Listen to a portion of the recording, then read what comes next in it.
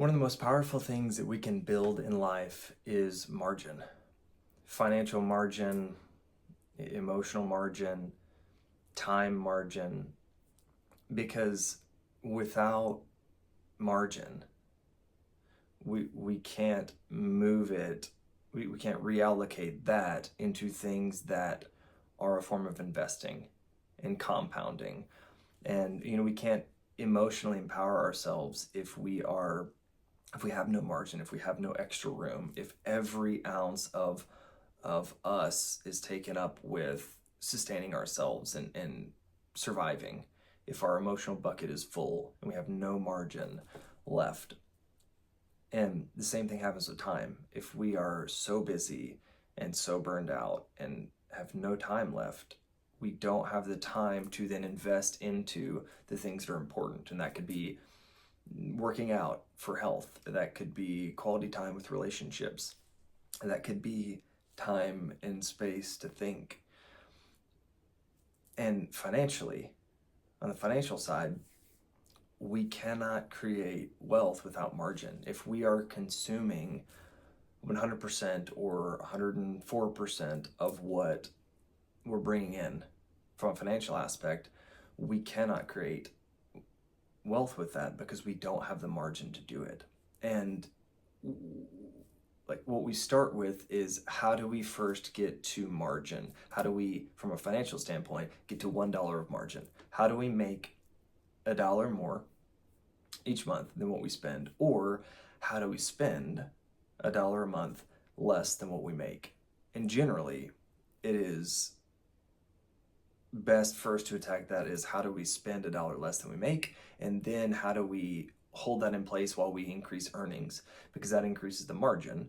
And the more margin put in the right place, the faster that we can create optionality, that we can create freedom, that we can create space for allowing that margin to compound.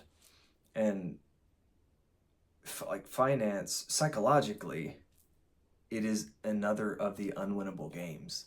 Meaning, I have a buddy who had referenced it from someone else that had told him, but it really stuck with me. There are two types of money: none at all, or not nearly enough. And that's the psychological component of it, because when I work with people one-on-one and they are at a phase of their career where they have created the success financially and the wealth and the freedom that they sought, and they had a fixed goal, they still psychologically and emotionally have a really hard time pulling back and allowing themselves time freedom. And partially they've gone so hard and focused so much that they may not know who they are without the role. They may not know who they are without, the things that got them to the wealth. They also, if a lack of security internally was driving them, then they cannot let go of and accept the security, because they addressed the external security and they didn't address the internal security. And now they don't have the inner security, so they're going to push that back out and say, ooh, I don't have this feeling of security. I must not have set my goal right. Maybe it needed to be a bigger goal. Maybe it needed to be something else. And that wasn't actually the issue. The issue is that we're attempting to play a psychological, unwinnable game in the financial world. And there obviously is value. It's neutral, and yet there's optionality, there's time freedom, there's value in creating an abundance of wealth that, if that's cash flowing assets, if that's businesses, like whatever that looks like, financial market returns, that creates real time freedom, because we work all this time, we trade our time for money, and then we take and trade our money for more money. As wealth building, we allow our money to go to work, and if we do it in the right way, our money begins to out earn us, so it can earn more in the amount of time that it's at work than we can in the time that we're working. And it creates a separation to where our money can then buy our time back, But if we're not ready to have the time back, and we're so looped into our identity of working that we cannot let ourselves, like if we can't accept that, then we're just going to change the game, and we're going to move the goalposts. And very few people have have held the goalposts in the place that they should be, even when they were accurate statistically and financially. And so they get to this set number, or they get to this set thing, and it's, it's not nearly enough. And they keep going and they keep pushing, and they get stuck in this loop where they did create the margin, they did move forward, and now they cannot free themselves from this game, because the winning result of the game is a loss to them. Like, if I really am set and free and done financially, then what am I now? Invaluable, or I have no value to society? Am I now unworthy because my worthiness came as a result of me continuing to push and move towards and grow, move towards this money that I've set as the goalposts? And one thing I learned from a coach and mentor earlier on is I have to have a goal past the money. Like, what is the thing that I want to accomplish past working for money as my main focus? Because a lot, not everyone, but some people will make it to a point where they don't have to work. And with Social Security and some of the other things, like a decent percentage of people can get to a place where they don't have to go out and make money. And that's the scoreboard of our lives. That's what we're taught, maybe not directly in schools, but that's what we're taught, is basically our worth is tied to our earnings, or our ability to make money, or our value to society. And there's good reason for it, from a societal standpoint. But when we lose that, now what's our life about? And if we don't clarify what that is, then sometimes we'll hide from getting to this wealth standpoint of not needing the finances. And so we are talking about a couple of different things.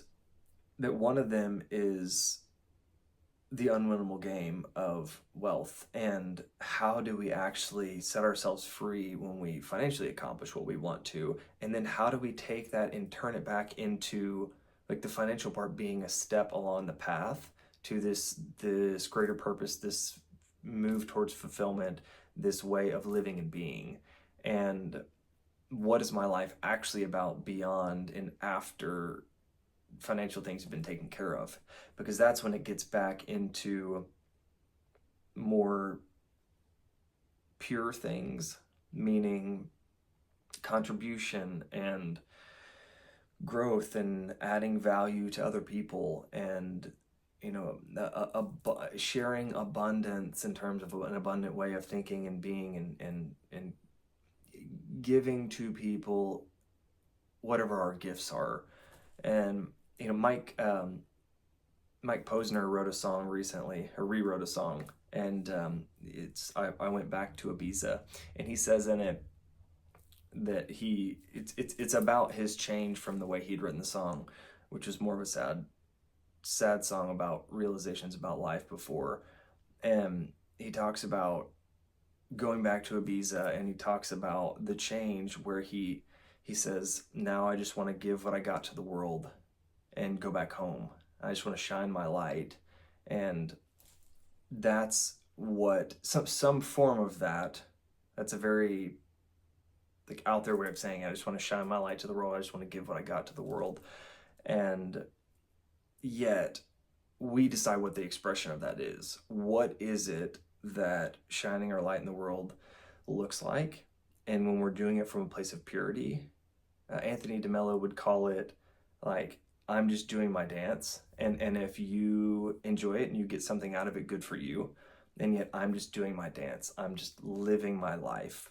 And that's generally not the way it is for most people when we're seeking finances. We're very specifically seeking a certain amount of money for external security that will give us some sort of internal security or buy us time freedom to then go out and shine our light.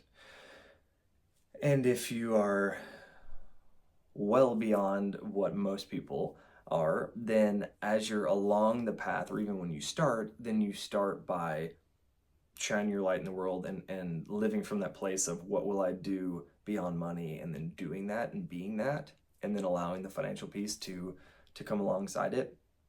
And yet for most people, that's a trap. Getting to the financial piece is, we treat it like an end goal, but it's a means goal. It's a means to live a life more true to ourselves than what we have been. And it's a means of allowing us the freedom, us allowing ourselves through financial security, the freedom to go out and live the life that we want. And when we do that, when we live it as if it's an end goal, we resist getting all the way there, and because we're scared of that, and then we don't think about what happens beyond that. And so when we do hit that, we either move the goalposts or we fall apart for some time until we come together into what is life about beyond money. And for those at the beginning of that journey, it does start with margin, because a lot of times we're using financial margin to then buy back time margin, and then take that time margin, usually figure out who the heck we are and rediscover us, and then go out and figure out what it is that what is our dance, how do we want to express ourselves in this life that is pure and authentic and natural to us. And so if we look at the start of it, the start is practically, how do we create margin, and where do we create margin in our life? And if we can learn to create that intentionally, and on the time side, it may be thinking time, specific time that we dedicate to blocking out and only having for processing emotions or thinking thoughts or giving ourselves space to be without our labels, without our roles, just being. And from an emotional standpoint, same thing of processing emotions, allowing ourselves to go inside and feel what's happening in our body as we're, as we've gone throughout the week. And from a financial standpoint, it is, how do we have one extra dollar? How do we have $1 more than we make, or basically, or spend $1 less than we make, so that we have margin? And then it becomes about, where do we put the margin that will work for us and earn for us as a means of getting us to the ability to have time freedom. And as a caveat, right, the Mexican fishing parable basically says, this guy goes to a Mexican fishing village, and he's a businessman, and he asks the guy, what his life is like, and he says, I fish a couple of days a week, and I spend time with my family and enjoy life, and we have what we need. And he goes on to ask this guy, okay, well, what if we, I invested with you and we added more boats, and then we added this and added that. And the guy asked back to the businessman, he says, well, what would I do then? What then? And at the end, he asks him, okay, we've got all this, and we've got this, we've made all the money. What then? And he says, then you can retire to a fishing village and fish 2 days a week and spend the rest of the time with your family. And the Mexican fisherman says, well, I don't even think he says it in the story, but like, that is his life. He's already there. And so part of these games is like, we're already there, and we're on a journey. We're already where we need to be, and we're on the path. We're already where we need to be, and we can create financial margin to then invest that margin to then move us forward to where we want to go, right? And even as I say it, I've got some of the same programming, but there is value in the finances objectively, and wealth objectively. And so we are creating that, knowing that we're where we need to be, and we're on a journey, and that journey is our dance that we're dancing. And as silly as it might sound, that is a lot of what we're looking to figure out in this life, is how to be where we're at and gain a sense of fulfillment along the way to wherever it is that we're moving to, and in doing so add value and share our light with the world. So from a margin standpoint, though, to recap, we have to get clear on how do we create margin, and then we have to get clear on what is the specific finite thing that we're looking to accomplish, and what is the thing that we're going to free ourselves to do when we get to that point.